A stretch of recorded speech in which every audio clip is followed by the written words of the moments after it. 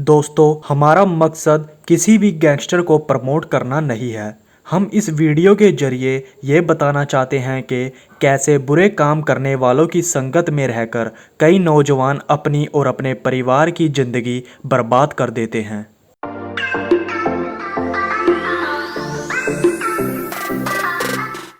नमस्कार दोस्तों, स्वागत है आपका अपने वीजी नॉलेज में।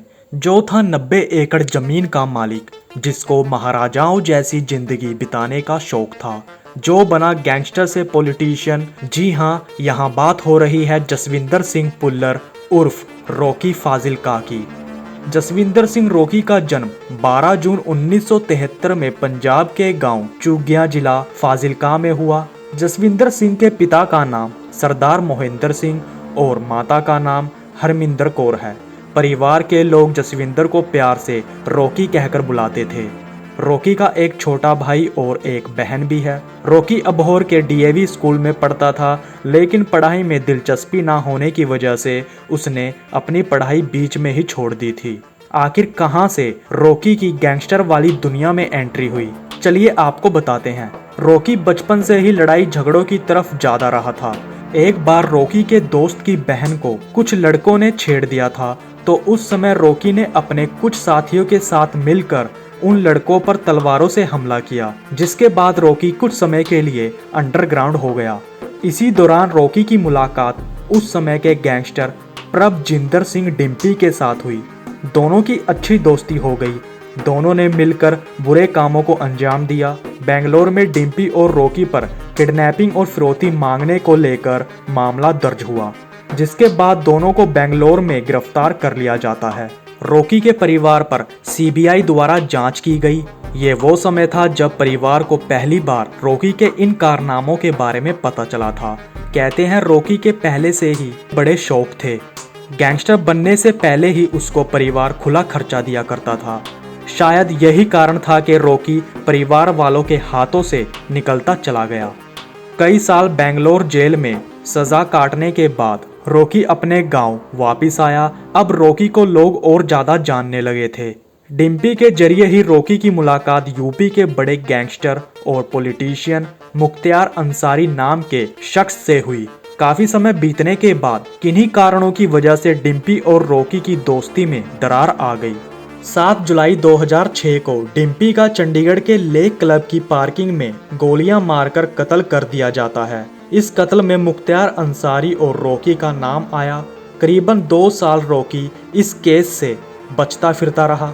जब रॉकी को इस केस में गिरफ्तार किया गया तो उसके पास से पुलिस ने अवैध हथियार भी बरामद किए। इसके बाद रॉकी को चंडीगढ़ बुड़ैल जेल भेज दिया गया। वहां उसकी मुलाकात शेरा खुब्बन और जयपाल पुल्लर से हुई। तीनों अच्छे दोस्त बन गए। रॉकी, जिसको के डिम्पी कत्ल केस में गिरफ्तार किया गया था, सबूत ना होने की वजह से उसको बरी कर दिया गया। वहीं दूसरी तरफ शेरा और जयपाल भी कुछ समय के बाद जमानत पर बाहर आ गए। शेरा के बाहर आने पर कहते हैं रॉकी 500 से 600 गाड़ियां समेत शेरा को घर छोड़ने उसके गांव आया था। यही नहीं बल्कि शेरा की बहन की शादी में भी रॉकी अपने कई साथियों के साथ हथियार समेत आया था। जहां फाजिल्का में रॉकी कई लोगों को अच्छा लगने लगा था, वहीं फाजिल्का से बाहर लोग उसके नाम से डरते थे। रॉकी अब समाज सेवी भी बन गया था।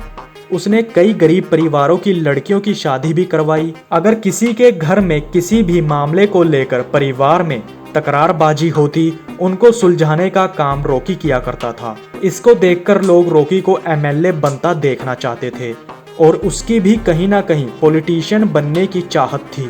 आपको बता दें, रॉकी पर लगभग 25 केस दर्ज थे, जिनमें हत्या की कोशिश, गैर कानूनी हथियार और किडनैपिंग के मामले शामिल थे।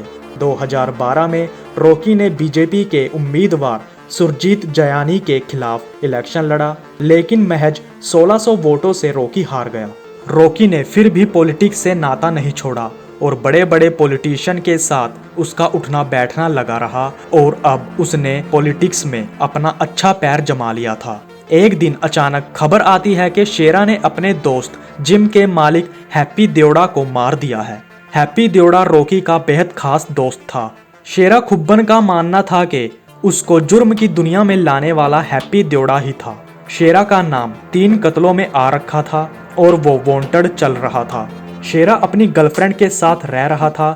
जब पुलिस को शेरा के छिपे होने का ठिकाना पता चला तो पुलिस उस ठिकाने पर पहुंची और टोयोटा फॉर्च्यूनर में बैठे शेरा का पुलिस द्वारा एनकाउंटर कर दिया जाता है। इस एनकाउंटर को लेकर शेरा के परिवार वालों का कहना था कि रॉकी ने ही पुलिस को शेरा के छिपे होने की सूह दी थी।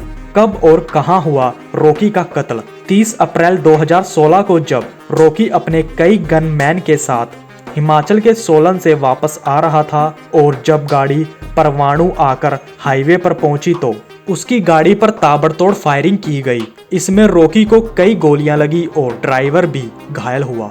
जब रॉकी को सोलन के ESI अस्पताल पहुंचाया गया तो उसको वहां मृत घोषित कर दिया गया। इस कत्ल की जिम्मेवारी शेरा खुब्बन के खास दोस्त जयपाल ने फेसबुक पर पोस्ट अपलोड करके ली। इसको लेकर विक्की गौंडर ने भी फेसबुक पर पोस्ट अपलोड की जिसमें उसने लिखा था कि शेरा खुब्बन का बदला पूरा हो गया। रॉकी के परिवार ने मीडिया से बात करते हुए ये कहा था कि कोई रॉकी का ही करीबी दोस्त होगा जिसने रॉकी के बारे में सारी खबर हमलावरों तक पहुंचाई।